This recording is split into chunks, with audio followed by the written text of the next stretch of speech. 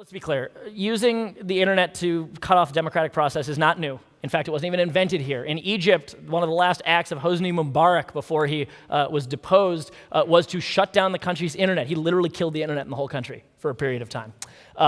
It started there. It actually expanded in other countries too. Now it's a page out of the tyrant's playbook. Shut down the internet, bombard your opponents. It happened in Gabon. It happened in Togo. It happened in Gambia. It's happening all over the place. And that's the blunt force instrument, shutting down the internet or trying to keep your opponents' supporters from getting on their website, learning more, or even exercising their right to vote. But all those sorts of attacks, they were brute force, and I would dare say they are passé. They are easy to do, and they're hard to do very well. But what we've seen now here in the United States is actually a new form of political warfare. It is far subtler, it is different, but it is exploiting the same underlying vulnerabilities and exploiting them to do something unprecedented. Not with the goal of affecting computers, but with the goal of affecting people and their institutions. And that's how you end up with a foreign government doing something that, to be clear, internet renegades had been doing to each other for years to pull pranks, and that is to take somebody's emails and expose them to the internet, give them to an unscrupulous media outlet, and cross your fingers that it will embarrass them. But instead of doing it for embarrassment, doing it for political coercion. And that is how you end up with the beginning of what is the biggest news story that we've seen last year and probably this year as well. And that is the story of how alleged Russian operatives tried to influence the American election using Facebook and Twitter, and if you can believe it, actually, no kidding, Pokemon Go. I do not believe they were successful in that. But nonetheless, Pokemon Go. And, you know, we could spend a lot of time, and we can in the Q&A, going into the deep guts of the technology. And I don't want, let's be clear, I don't want to talk about the politics of this. Okay, this is not about Hillary Clinton or Donald Trump. That's up to you all to decide. It's even up to you to decide whether it had a role in swaying the outcome of the election. But it is worth knowing the technology underlying this story, because it is fundamental to the way geopolitics are going to operate going forward. And it involves two things that we should talk about briefly: targeted advertising and artificial intelligence. And we'll cover them very, very briefly, and we can do more in Q&A. But the technology behind the story that you need to know is that, of course, in the early internet, Apple could sell you computers, and America Online could sell you internet access, and it was totally unclear what Google was going to sell you. That was not obvious. But it turns out what Google was going to sell was you, every one of you, because there's an old adage of the internet: if you are not paying for the product, you are the product. And what they're selling is a complete history of you. And so your free Gmail account, fantastic, even greater for Google, because it allows them to advertise to you. And that, my friends, was the killer app of the World Wide Web. You know, it results in one of these, a cookies list of every website you've gone to. It ultimately then results in a profile like that. This is actually mine, according to Google. Topics I like and topics I don't. And for a long time, this was not a big deal, even if you were sort of privacy concerned, because at the end of the day, it's kind of wrong. It says I like cricket. I don't even know the rules of cricket, okay? It's sort of wrong. But the big change that's underway is the change of artificial intelligence and machine learning, making big data accessible, crunching numbers that no human could, and finding out insights about you that you don't even know about yourself.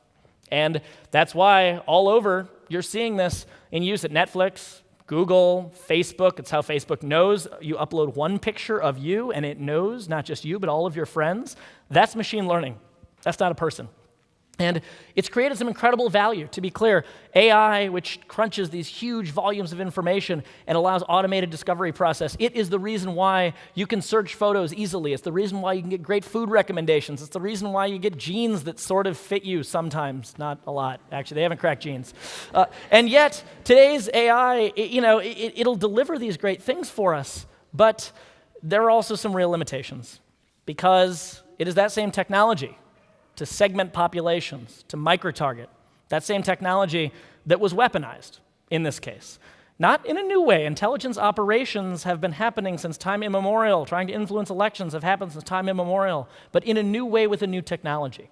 Because it was through this technology, in being able to segment populations, that the Russian agents in question were able to advertise to individuals that they thought would be able to influence this election. In other words, this is the weaponization of micro-targeting in a hyper-precise system. And while some of those advances of AI are good, it runs the real risk of undermining faith in our political process, our democracy, and in one another. In other words, the same systems that we've put all this faith in to help us, They do not know how to avoid hurting or dividing us. They are machines, and they are only as good as the data that they operate on. They are only as good as the data they work on and the parameters that we give them. They are just machines. And so that's why, at the end of the day, you can see a scenario where in social media, you might end up with a situation like this. 1994 roughly correlates to the beginning of the era of social media, because the goal here was clear, that the technology that we depend on could ultimately be used to erode the fabric of our national unity and our trust in our institutions. In other words, what we saw with Russia and Facebook, whether or not it affected the elections, up to you to decide, what we saw was the beginning of a technical exploitation of that non-technical trend of polarization in our society. And it's a real challenge. And so we should talk about an agenda for defending these institutions. We have to learn these vulnerabilities. We have to call them when we see them. We have to make investments, which are expensive and not fun, in patching them. We have to dissuade countries that are going to attack or that might be incented to attack, and we have to deter those that are seeking to disrupt us. And we always have to learn from our mistakes, because there will always be someone ahead of us on the technological curve. This vulnerability and this uncertainty, it's real, and it's new, and it's scary, but it is reversible. It affects us all, but it does give us an opportunity, a chance to have our voices be heard, because not just America is at risk, we all are. And it's an opportunity for us as individuals to challenge those that are making this technology to think twice and to think about how it can be abused or the ways in which that it might ultimately come back to hurt us.